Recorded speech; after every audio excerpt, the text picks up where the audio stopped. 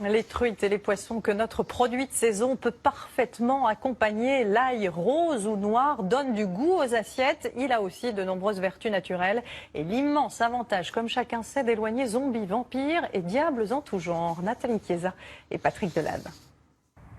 C'est ici à Billon, en Auvergne, que depuis le Moyen-Âge, l'ail rose, ce légume souvent assimilé à un condiment, fait la richesse des agriculteurs du pays.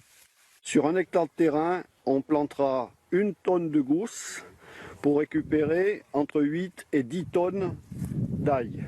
Sur les marchés, l'ail rose dépasse rarement les 6 € le kilo. Les consommateurs l'apprécient pour ses nombreux atouts. Pour le goût et puis c'est bon pour la santé aussi. L'ail serait-il un médicament naturel? Le naturopathe Gérard Jouandon en est lui convaincu. Jambes lourdes, parasites, diabète, il le prescrit régulièrement à ses patients. L'ail est vasodilatateur, donc ce qui veut dire qu'il va jouer directement sur la tension. En plus, c'est un ralentisseur du rythme cardiaque. Vous connaissez l'ail rose, voici maintenant l'ail noir, que les chefs étoilés comparent souvent à de la truffe ou du caviar. Il y a 1 an, cet Auvergnat a eu l'idée un peu folle de miser sur ce produit de luxe encore méconnu.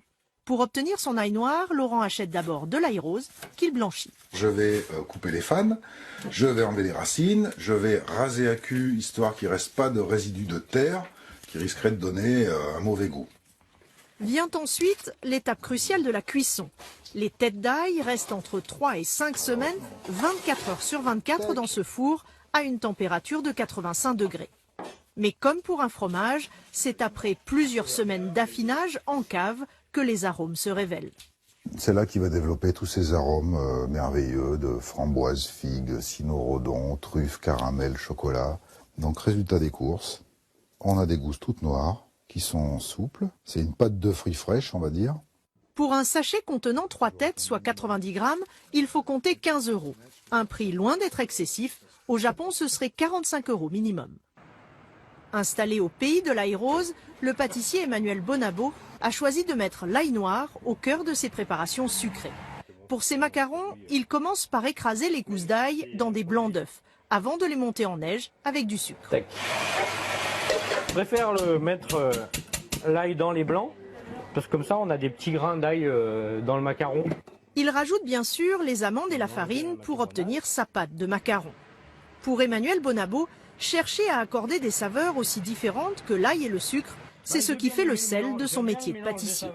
On mélange des choses un petit peu au hasard et puis après des fois on arrive à des super résultats et on se dit bah voilà génial qu'on a trouvé un truc qui sort de l'ordinaire et qui en plus est bon quoi.